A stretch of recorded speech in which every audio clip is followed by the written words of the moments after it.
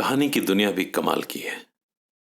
कहानी सुनने वाले और सुनाने वाले दोनों अपनी कल्पना में खो जाते हैं। सुनने वाले के मन में कहानी के पात्रों के चेहरे बन जाते हैं और मैं उन चेहरों की आवाज हूं। अब वक्त आ गया है अपनी आंखें बंद करके और कहानी की दुनिया में खो जाने का। आज की कहानी मुंशी प्रेमचंद की लिखी ईदगाह है। आइए सुनते हैं। रमजान के पूरे 30 रोजों के बाद ईद आई है। कितना मनोहर, कितना सुहावना प्रभाव है। वृक्षों पर अजीब हरियाली है, खेतों में कुछ अजीब सी रौनक है, आसमान पर भी अजीब लालिमा है। आज सूर्य देखो कितना प्यारा, कितना शीतल है, यानी संसार को ईद की बधाई दे रहा है। गांव में कितनी हलचल है। ईदगाह जाने की तैयारियां हो रही हैं। किसी के कुर्ते में बटन नहीं है, पड़ोस के घर में सुई धागा लेने दौड़ा जा रहा है और किसी के जूते कड़े हो गए हैं। उनमें तेल डालने के लिए तेली के घर पर भागा जा रहा है। जल्दी जल्दी बैलों को सानी पानी दे दें। ईदगाह से लौटते लौटते दोपहर हो जाएगी। 3 कोस का पैदल रास्ता, फिर सैकड़ों आदमियों से मिलना भेंटना। दोपहर के पहले लौटना असंभव है। लड़के सबसे ज्यादा प्रसन्न हैं।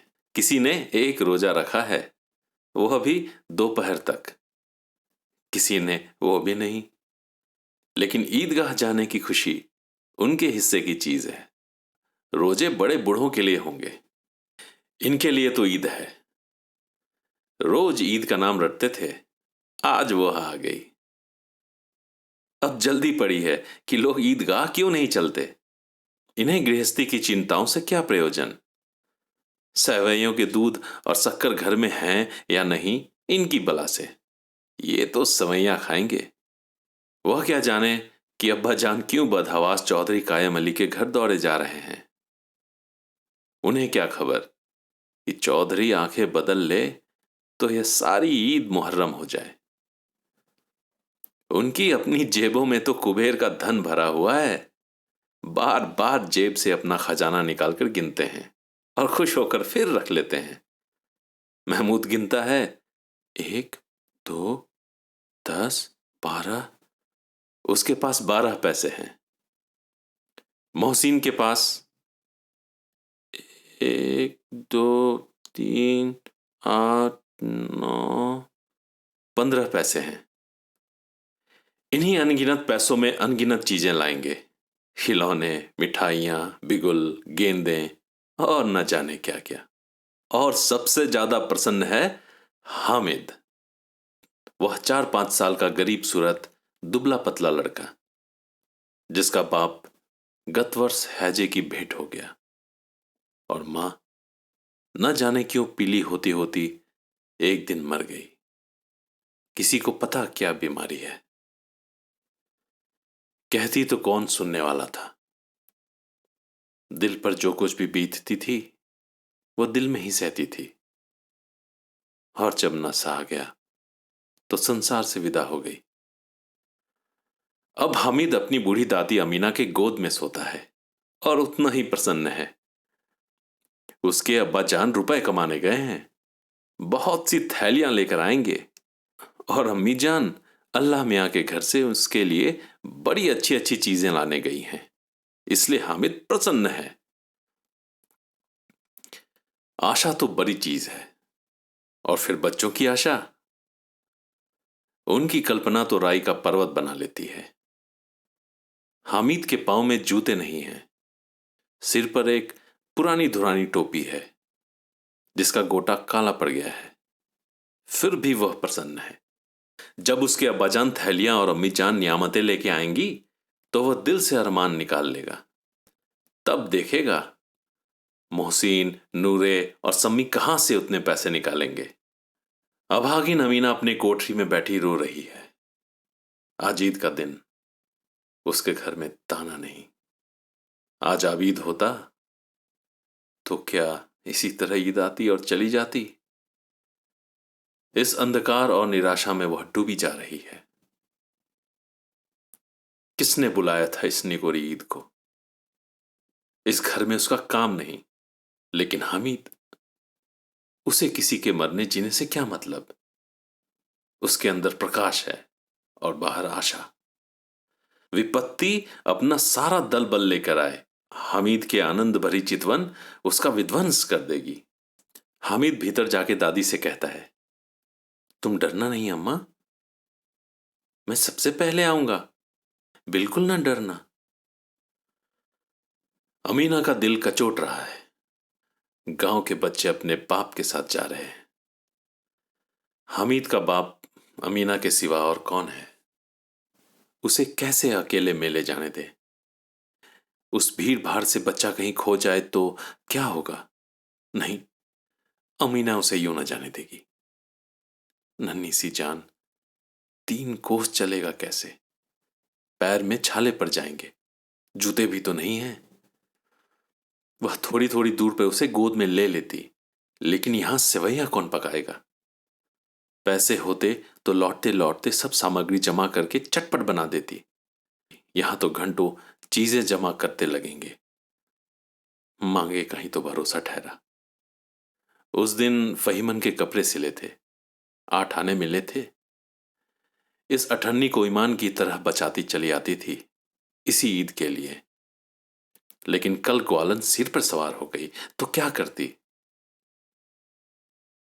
हामिद के लिए कुछ नहीं है तो 2 पैसे का दूध तो चाहिए ही।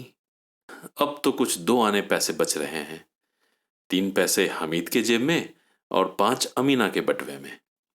यही तो बिसात है और ईद का त्योहार। अल्लाह ही बेड़ा पार लगावे। धोबन और नाइन और मेहतारानी और चूड़ीहारिन सभी आएंगी। सभी को सेवैयां चाहिए और थोड़ा किसी को आंखें नहीं लगता। किस किस से मुंह चुराएगी? और मुंह क्यों चुराए? साल भर का त्योहार है, जिंदगी खैरियत से रहे। उनकी तकदीर भी तो उसी के साथ है। बच्चे को खुदा सलामत रखे, ये दिन भी कट जाएंगे। गांव से मेला चला और बच्चों के साथ हामिद भी जा रहा था। कभी सबके सब दौड़कर आगे निकल जाते, फिर किसी पेड़ के नीचे खड़े होकर साथ वालों का इंतजार करते। यह लोग क्यों इतना धीरे चल रहे हैं? हामिद के पैरों में तो जैसे पर लग गए हैं। वह कभी थक सकता है? शहर का दामन आ गया। सड़क के दोनों ओर अमीरों के बगीचे हैं। पक्की 4 दीवारी बनी हुई है। पेड़ों में आम और लीचियां लगी हुई हैं। कभी कभी कोई लड़का कंकड़ी उठाकर आम पर निशाना लगाता है। माली अंदर से गाली देता हुआ निकलता है। लड़के वहां से एक फलांग पर हैं, खूब हंस रहे हैं। माली को कैसा उल्लू बनाया है। बड़ी बड़ी इमारतें आने लगी। यह अदालत है, यह कॉलेज है, यह क्लब घर है। इतने बड़े कॉलेज में कितने लड़के पढ़ते होंगे? सब लड़के नहीं हैं जी, बड़े बड़े आदमी हैं। सच, उनकी बड़ी बड़ी मूछें हैं। इतने बड़े हो गए, अभी तक पढ़ने जाते हैं। न जाने कब तक पढ़ेंगे और क्या करेंगे इतना पढ़कर। हामिद के मदरसे में 2-3 बड़े बड़े लड़के हैं, बिल्कुल 3 कौड़ी के। रोज मार खाते हैं, काम से जी चुराते हैं। इस जगह भी उसी तरह के लोग होंगे और क्या। क्लब घर में जादू होता है। सुना है यहां मुर्दों की खोपड़ियां तोड़ती हैं और बड़े बड़े तमाशे होते हैं, पर किसी को अंदर नहीं जाने देते। और वहां शाम को साहब लोग खेलते हैं। बड़े बड़े आदमी खेलते हैं, मूंछों दाढ़ी वाले। और मेमे भी खेलती हैं। सच, हमारी अम्मा को यह दे दो, क्या नाम है, बैट, तो उसे पकड़ ही ना सके, घुमाते ही लुढ़क जाए। महमूद ने कहा, हमारी अम्मी जान का तो हाथ कांपने लगे, अल्लाह कसम। मोहसिन बोला, चलो, मनो आटा पीस डालती है, जरा सा बैट पकड़ लेगी तो हाथ कांपने लगेंगे। सैकड़ों घड़े पानी रोज निकालती है। 5 घड़े तो तेरी भैंस पी जाती है। किसी मेम को 1 घड़ा पानी भरना पड़े तो आंखों तले अंधेरा आ जाए। महमूद, लेकिन दौड़ती तो नहीं, उछल कूद तो नहीं कर सकती। लेकिन दौड़ती तो नहीं, उछल कूद तो नहीं सकती। मोहसिन, हाँ, उछल कूद तो नहीं सकती, लेकिन उस दिन मेरी गाय खुल गई थी और चौधरी के खेत में जा पड़ी थी। अम्मा इतनी तेज दौड़ी कि मैं उसे न पा सका। सच। आगे चले। हलवाइयों की दुकानें शुरू हुई। आज खूब सजी हुई हैं। इतनी मिठाइयां कौन खाता है? देखो ना, एक एक दुकान पर मनो होंगी। सुना है रात को जिन्नात आकर खरीद ले जाते हैं। अब्बा कहते थे कि आधी रात को एक आदमी हर दुकान पर जाता है और जितना माल बचा होता है वह तुलवा लेता है और सचमुच के रुपए देता है। बिल्कुल ऐसे ही रुपए। हामिद को यकीन ना आया। ऐसे रुपए जिन्नात को कहां से मिल जाएंगे? मोहसिन ने कहा, जिन्नात को रुपए की क्या कमी, जिस खजाने में चाहे चले जाए। लोहे के दरवाजे तक उसे नहीं रोक सकते जनाब। आप हैं किस फेर में? हीरे जवाहरात तक उनके पास रहते हैं। जिससे खुश हो गए उसे टोकरो जवाहरात दे दिए। अभी यहीं बैठे हैं, 5 मिनट में कलकत्ता पहुंच जाए। हामिद ने फिर पूछा, जिन्नात बहुत बड़े बड़े होते हैं क्या? मोहसिन, एक एक सिर आसमान के बराबर होता है जी। जमीन पे खड़ा हो जाए तो उसका सिर आसमान से जा लगे, मगर चाहे तो एक लोटे में घुस जाए। हामिद, लोग उन्हें कैसे खुश करते होंगे? कोई मुझे भी यह मंत्र बता दे तो मैं एक जिन्न को खुश कर लूं। मोहसिन, अब तो ये मैं नहीं जानता, लेकिन चौधरी साहब के काबू में बहुत से जिन्नात हैं। कोई चीज चोरी जाए, चौधरी साहब उसका पता लगा देंगे और चोर का नाम बता देंगे। जुमराती का बछवा उस दिन खो गया था। 3 दिन हैरान हुए, कहीं न मिला। तब झक मारकर चौधरी के पास गए। चौधरी ने तुरंत बता दिया, मवेशी खाने में है और वहीं मिला। जिन्नात आकर उन्हें सारे जहान की खबर दे जाते हैं। अब उसकी समझ में आ गया कि चौधरी के पास क्यों इतना धन है और क्यों उनका इतना सम्मान है। आगे चलें। यह पुलिस लाइन है। यहीं सब कांस्टेबल कवायद करते हैं। रात को बेचारे घूम घूम पहरा देते हैं, कहीं चोरियां न हो जाएं। मोहसिन ने प्रतिवाद किया, यह कांस्टेबल पहरा देते हैं? तभी तुम बहुत जानते हो। यह चोरी करते हैं। शहर के जितने चोर डाकू हैं सब इनसे मिले रहते हैं। रात को यह लोग चोरों से कहते हैं चोरी करो, और आप दूसरे मोहल्ले में जाकर जागते रहो पुकारते हैं। तभी इन लोगों के पास इतने रुपए आते हैं। मेरे मामू एक थाने में कांस्टेबल हैं।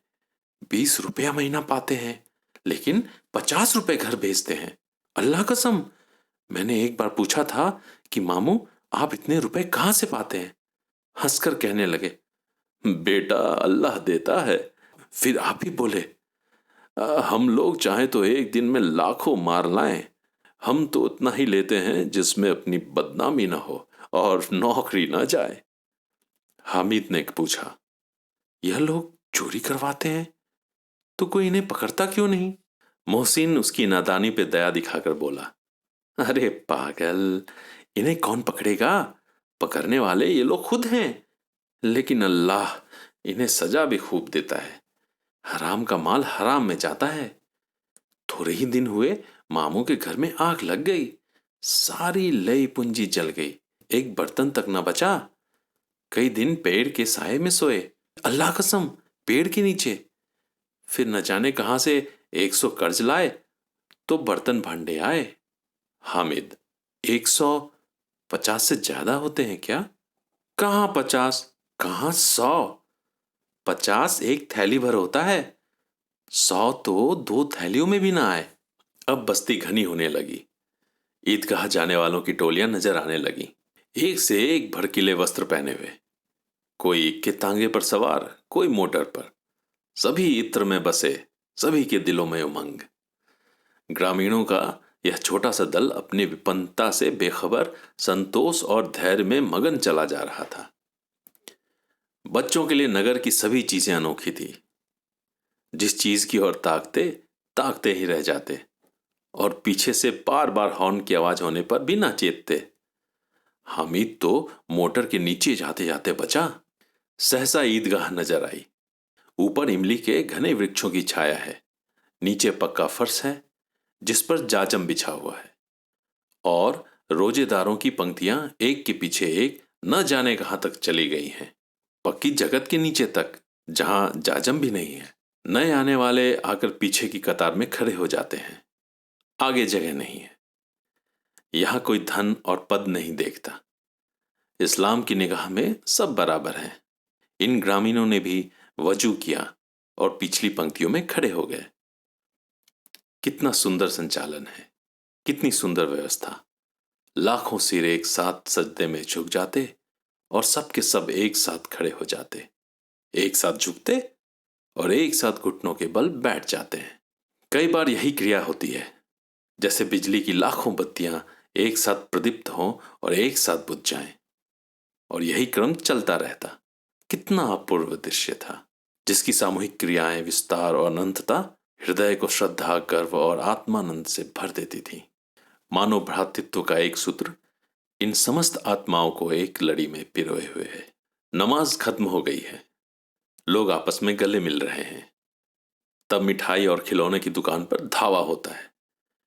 ग्रामीणों का यह दल इस विषय में बालकों से कम उत्साहित नहीं है। यह देखो, हिंडोला है, 1 पैसा देकर चढ़ जाओ। कभी आसमान पे जाते हुए मालूम होंगे, कभी जमीन पे गिरते हुए। यह चरखी है, लकड़ी की हाथी, घोड़े, ऊंट छड़ों में लटके हुए हैं। 1 पैसा देकर बैठ जाओ और 25 चक्करों का मजा लो।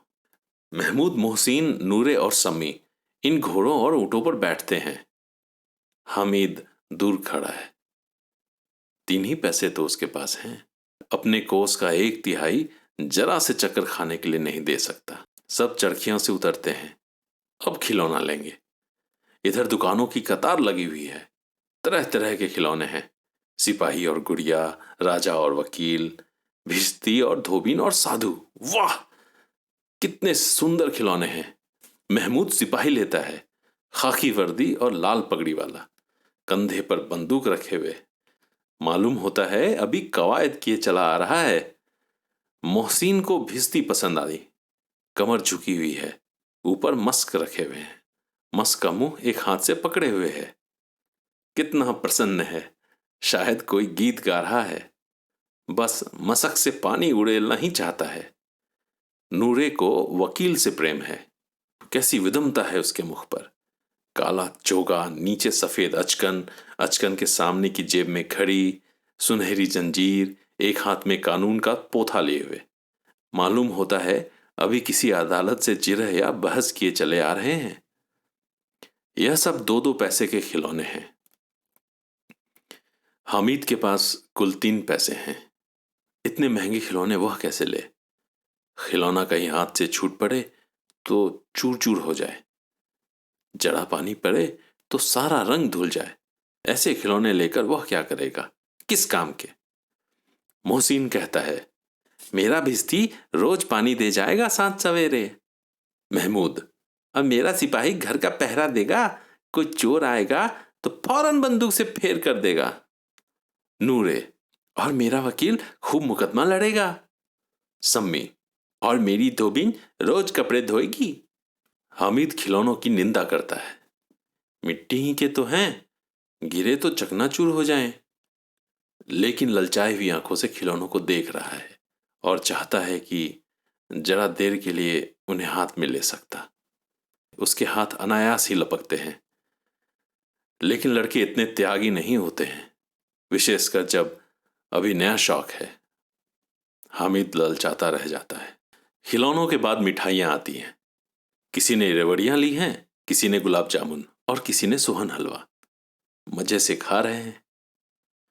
हामिद बिरादरी से पृथक है। अभागे के पास 3 पैसे हैं। क्यों नहीं कुछ लेकर खाता? ललचाई आंखों से सबकी ओर देखता है।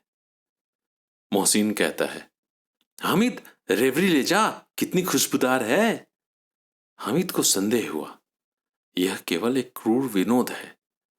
मोहसिन इतना उदार नहीं है, लेकिन यह जानकर भी वह उसके पास जाता है। मोहसिन दोने में से एक रेवड़ी निकालकर हामिद की ओर बढ़ाता है। हामिद हाथ फैलाता है। मोहसिन रेवड़ी अपने मुंह में रख लेता है। महमूद, नूरे और सम्मी खूब तालियां बजा बजा कर हंसते हैं। हामिद खिसिया जाता है। मोहसिन, अच्छा, अब की जरूर देंगे हामिद, अल्लाह कसम, ले जा। हामिद, रखे रहो, क्या मेरे पास पैसे नहीं हैं? सम्मी, 3 ही पैसे तो हैं, 3 पैसे में क्या क्या लोगे? महमूद, हमसे गुलाब जामुन ले जा हामिद, मोहमिन बदमाश है। हामिद, मिठाई कौन बड़ी नेमत है, किताब में उसकी कितनी बुराइयां लिखी हैं। मोहसिन, लेकिन दिल में तो कह रहा होगा कि मिले तो खा लें, अपने पैसे क्यों नहीं निकालते? महमूद, हम समझते हैं इसकी चालाकी, जब हमारे सारे पैसे खर्च हो जाएंगे तो हमें ललचा ललचा कर खाएगा। मिठाइयों के बाद कुछ दुकानें लोहे की चीजों की, कुछ गिलट और कुछ नकली गहनों की। लड़कों के लिए यहां कोई आकर्षण न था, वे सब आगे बढ़ जाते हैं। हामिद लोहे की दुकान पर रुक जाता है। कई चिमटे रखे हुए थे। उसे ख्याल आया, दादी के पास चिमटा नहीं है। तवे से रोटियां उतारती हैं तो हाथ जल जाता है। अगर यह चिमटा ले जाकर दादी को दे दे तो वह कितनी प्रसन्न होगी, फिर उनकी उंगलियां कभी न जलेंगी। घर में एक काम की चीज आ जाएगी। खिलौने से क्या फायदा, व्यर्थ में ही पैसे खराब होंगे। जरा सी देर की तो खुशी होती है, फिर तो खिलौने को कोई आंख उठाकर भी नहीं देखता। यह तो घर पहुंचते पहुंचते टूट फूट बराबर हो जाएंगे, या छोटे बच्चे जो मेले में नहीं आए जिद करके ले लेंगे और तोड़ देंगे। चिमटा कितने काम की चीज है, रोटियां तवे से उतार लो, चूल्हे में सेक लो। कोई आग मांगने आए तो चटपट चूल्हे से आग निकालकर उसे दे दो। अम्मा बेचारी को कहाँ फुर्सत है कि वो बाजार आए, और इतने पैसे ही कहाँ मिलते हैं, रोज हाथ जला लेती है। हामिद के साथी आगे बढ़ गए थे। सबील पर सब के सब शरबत पी रहे हैं। देखो सब कितने लालची हैं, इतनी मिठाइयां ली, मुझे किसी ने एक भी न दी। उस पर कहते हैं मेरे साथ खेलो, मेरा यह काम करो। अब अगर किसी ने कोई काम करने को कहा तो पूछूंगा, खाए मिठाइयां, आप मुंह सड़ेगा, फोड़े फुंसियां निकलेंगी, आप ही जवान चटोरी हो जाएगी, तब घर से पैसे चुराएंगे और मार खाएंगे। किताब में झूठी बातें थोड़ी ही लिखी हैं, मेरी जवान क्यों खराब होगी? अम्मा चिमटा देखते ही दौड़कर मेरे हाथ से ले लेगी और कहेगी, मेरा बच्चा अम्मा के लिए चिमटा लाया है, कितना अच्छा लड़का है। इन लोगों के खिलौने पर कौन उन्हें दुआएं देगा? बड़ों की दुआएं सीधे अल्लाह के दरबार में पहुंचती हैं और तुरंत सुनी जाती हैं। मेरे पास पैसे नहीं हैं, तभी तो मोहसिन और महमूद यूं मिजाज दिखाते हैं। मैं भी इनसे मिजाज दिखाऊंगा, खेले खिलौने और खाए मिठाइयां। मैं नहीं खेलता खिलौने, किसी का मिजाज क्यों सहूं? मैं गरीब सही, किसी से कुछ मांगने नहीं जाता। आखिर अब्बा जान कभी ना कभी तो आएंगे, अम्मा भी आएगी ही। फिर इन लोगों से पूछूंगा, कितने खिलौने लोगे? एक एक को टुकड़ियों खिलौने दूंगा और दिखा दूं कि दोस्तों के साथ इस तरह का सलूक किया जाता है। यह नहीं कि 1 पैसे की रेवड़ियां ली तो चिढ़ा चिढ़ा कर खाने लगे। सबके सब खूब हंसेंगे कि हामिद ने चिमटा लिया है। हंसे मेरी बला से। उसने दुकानदार से पूछा, यह चिमटा कितने का है? दुकानदार ने उसकी ओर देखा और कोई आदमी साथ न देखकर कहा, तुम्हारे काम की नहीं है जी। बिकाऊ है कि नहीं? बिकाऊ क्यों नहीं है, और यहां क्यों लाद लाए हैं? तो बताते क्यों नहीं, कितने पैसे का है? 6 पैसे, 6 पैसे लगेंगे। हामिद का दिल बैठ गया। ठीक ठीक 5 पैसे लगेंगे, लेना है तो लो, नहीं तो चलते बनो। हामिद ने कलेजा मजबूत करके कहा, 3 पैसे लोगे? यह कहता हुआ वो आगे बढ़ गया कि दुकानदार की घुड़कियां न सुने। लेकिन दुकानदार ने घुड़कियां नहीं दी, बुलाकर चिमटा दे दिया। हामिद ने उसे इस तरह कंधे पर रखा मानो बंदूक है, और शान से अकड़ता हुआ संगियों के साथ आया। जरा सुने सबके सब क्या क्या आलोचनाएं करते हैं। मोहसिन ने हंसकर कहा, ये चिमटा क्यों लाया पगले, इसे क्या करेगा? हामिद ने चिमटे को जमीन पर पटक कर कहा, जरा अपनी भिजती जमीन गिरा दो, सारी पसलियां चूर चूर हो जाएंगी बच्चों की। महमूद बोला, तो ये चिमटा कोई खिलौना है? हामिद, खिलौना क्यों नहीं है? अभी कंधे पे रखा बंदूक हो गई, हाथ में ले लिया फकीरों का चिमटा हो गया। चाहूं तो इससे मजीरे का काम ले सकता हूं। एक चिमटा जमा दूं तो तुम लोगों के सारे खिलौनों की जान निकल जाए। तुम्हारे खिलौने कितना जोर लगाएंगे, मेरे चिमटे का बाल भी बाका नहीं कर सकते। मेरा बहादुर शेर है चिमटा। सम्मी ने खंजीरी ली थी, प्रभावित होकर बोला, मेरी खंजीरी से बदलोगे? 2 आने की है। हामिद ने खंजीरी को उपेक्षा से देखा।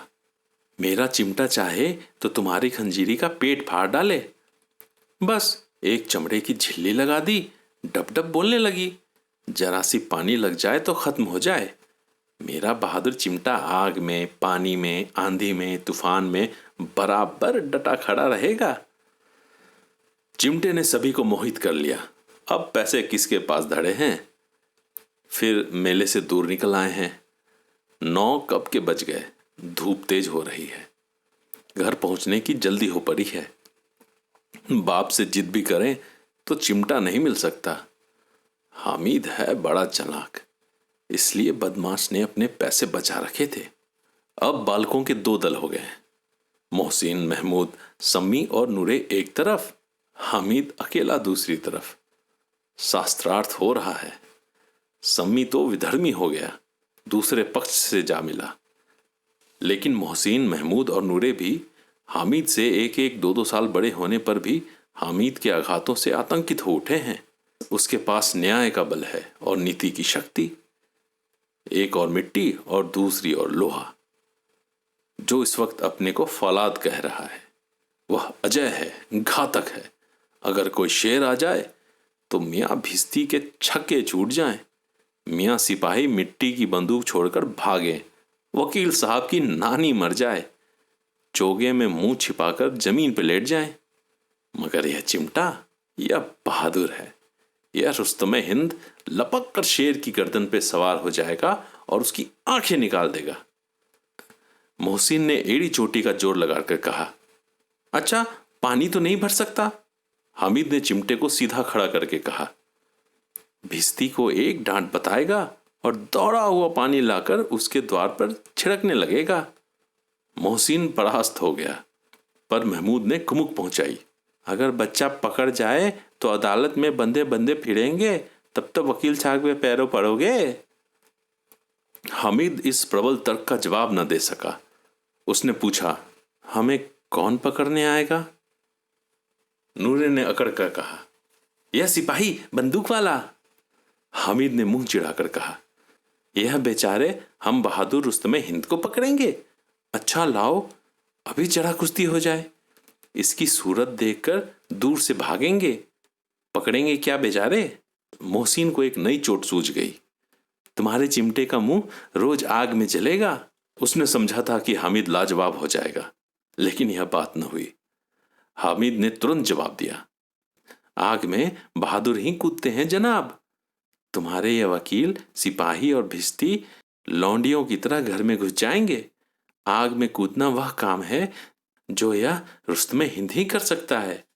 महमूद ने एक जोर लगाया, वकील साहब कुर्सी मेज पे बैठेंगे, तुम्हारा चिमटा तो बावर्ची खाने में जमीन पे पड़ा रहेगा। इस तर्क ने सम्मी और नूरे को भी सजीव कर दिया। कितने ठिकाने की बात कही है पट्टे ने। चिमटा बावर्ची खाने में पड़ा रहने के सिवा और क्या कर सकता है? हामिद को कोई फड़कता हुआ जवाब न सूझा, तो उसने धांधली शुरू की, मेरा चिमटा बावर्ची खाने में नहीं रहेगा। वकील साहब कुर्सी पे बैठेंगे तो आकर उन्हें जमीन पे पटक देगा और उनका कानून उनके पेट में डाल देगा। बात कुछ बनी नहीं, खासी गाली गलौज थी, लेकिन कानून को पेट में डालने की बात छा गई। ऐसी छा गई कि तीनों सूरमा मुंह ताकते रह गए, मानो कोई धेलचा कनकौवा किसी गंडे वाले कनकौवे को काट गया हो। कानून मुंह से बाहर निकालने वाली चीज है, उसको पेट के अंदर डाल दिया जाना बेतु किसी बात होने पर भी कुछ नयापन रखती है। हामिद ने मैदान मार लिया। उसका चिमटा रुस्तमे हिंद है। अब इसमें मोहसिन, महमूद, नूरे, सम्मी किसी को भी आपत्ति नहीं हो सकती। विजेता को हारने वालों से तो सत्कार मिलना स्वाभाविक है। वह हामिद को भी मिला और उन्हें 3-3, 4-4 आने पैसे खर्च किए, पर कोई काम की चीज न ले सके। हामिद ने 3 पैसे में रंग जमा लिया। सच ही तो है, खिलौनों का क्या भरोसा, टूट फूट जाएंगे। हामिद का चिमटा तो बना रहेगा बरसों। संधि की शर्तें तय होने लगी। मोहसिन ने कहा, जरा अपना चिमटा दो, हम भी देखें। तुम हमारी भिस्ती लेकर देखो। महमूद और नूरे ने भी अपने अपने खिलौने पेश किए। हामिद को इन शर्तों में कोई आपत्ति न थी। चिमटा बारी बारी से सबके हाथ में गया और उनके खिलौने बारी बारी से हामिद के हाथ में आए। कितने खूबसूरत खिलौने हैं। हामिद ने हारने वालों के आंसू पोंछे। मैं तुम्हें चिढ़ा रहा था सच। यह चिमटा वाला इन खिलौनों की क्या बराबरी करेगा, मालूम होता है। अब बोले तब बोले, लेकिन मोहसिन की पार्टी को इस दिलासे से संतोष न हुआ। चिमटे का सिक्का खूब बैठ गया था। चिपका हुआ टिकट अब पानी से नहीं छूट रहा है। मोहसिन, लेकिन इन खिलौनों के लिए कोई हमें दुआ तो न देगा। महमूद, दुआ को लिए फिरते हो, उल्टे मार न पड़े। अम्मा जरूर कहेगी कि पैसे में कि मेले में यही मिट्टी का खिलौना मिले। हामिद को स्वीकार करना पड़ा कि खिलौने को देखकर किसी की मां इतनी खुश न होगी जितना दादी चिमटे को देखकर खुश होंगी। 3 पैसों ही में तो उसे सब कुछ करना था और उन पैसों के इस उपयोग पर पछतावे की बिल्कुल जरूरत न थी। फिर अब तो चिमटा रुस्तमे हिंद भी है और सभी खिलौनों का बादशाह। रास्ते में महमूद को भूख लगी। उसके बाप ने केले खाने को दिए। महमूद ने केवल हामिद को ही साझी बनाया। उसके अन्य मित्र मुंह ताकते रह गए। यह इस चिमटे का प्रसाद था। 11 बजे गांव में हलचल मच गई। मेले वाले आ गए हैं। मोहसिन की छोटी बहन ने दौड़कर भिस्ती को उसके हाथ से छीन लिया और मारे खुशी के जा उछली तो मियां भिस्ती नीचे आ रहे सुरलोक सिधारे। इस पर भाई बहन में मारपीट हुई। दोनों खूब रोए। उनकी अम्मा यह शोर सुनकर बिगड़ी और दोनों को ऊपर से ही 2-2 चांटे और लगाए। मियां नूरे के वकील का अंत उनके प्रतिष्ठा अनुकूल इससे ज्यादा गौरवमय हुआ। वकील जमीन पर या ताक पर तो नहीं बैठ सकता।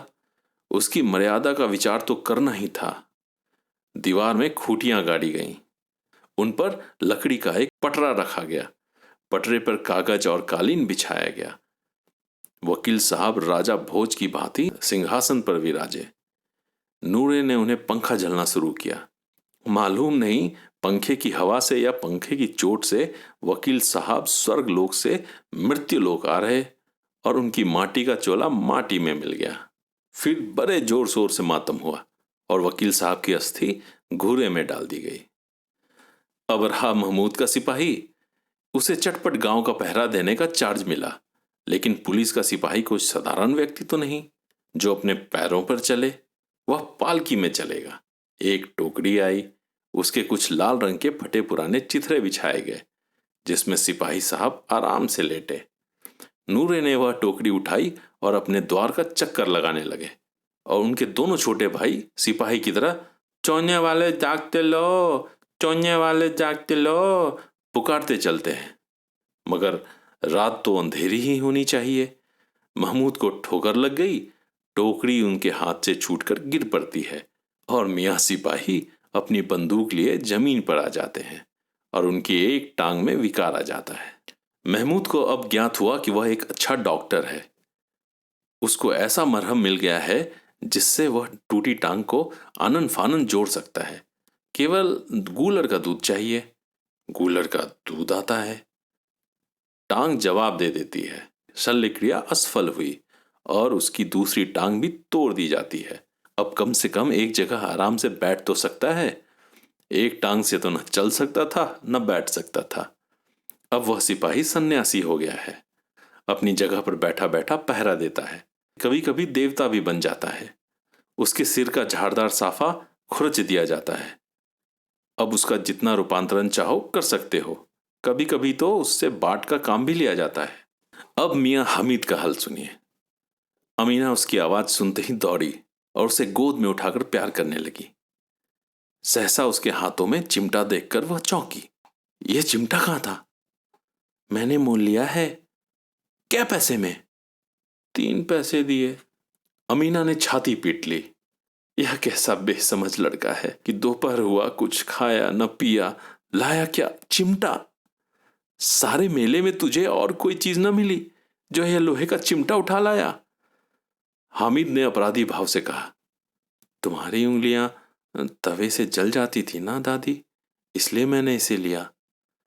बुढ़िया का क्रोध तुरंत स्नेह में बदल गया, और स्नेह भी वह नहीं जो प्रगल्भ होता है और अपनी सारी कसक शब्दों में बिखेर देता है। यह मुख स्नेह था, खूब ठोस, रस और स्वाद से भरा हुआ। बच्चे में कितना त्याग, कितना सद्भाव और कितना विवेक है।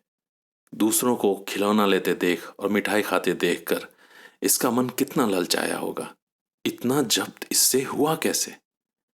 वहां भी इसे अपनी बुढ़िया दादी की याद बनी रही। अमीना का मन गदगद हो गया। और अब एक बड़ी विचित्र बात हुई, हामिद के इस चिमटे से भी विचित्र। बच्चे हामिद ने बूढ़े हामिद का पार्ट खेला था। बुढ़िया अमीना बालिका अमीना बन गई। वह रोने लगी, दामन फैलाकर हामिद को दुआएं देती जाती थी और आंसू की बड़ी बड़ी बूंदें गिराती जाती थी। हामिद हामिद इसका रहस्य क्या समझता। यह थी मुंशी प्रेमचंद की कहानी ईद का। अगर आपको यह कहानी पसंद आई तो इसे लाइक, शेयर और सब्सक्राइब करें, और कमेंट में अपना फीडबैक देना ना भूलें। जरूर बताएं आपको ये कहानी कैसी लगी। धन्यवाद।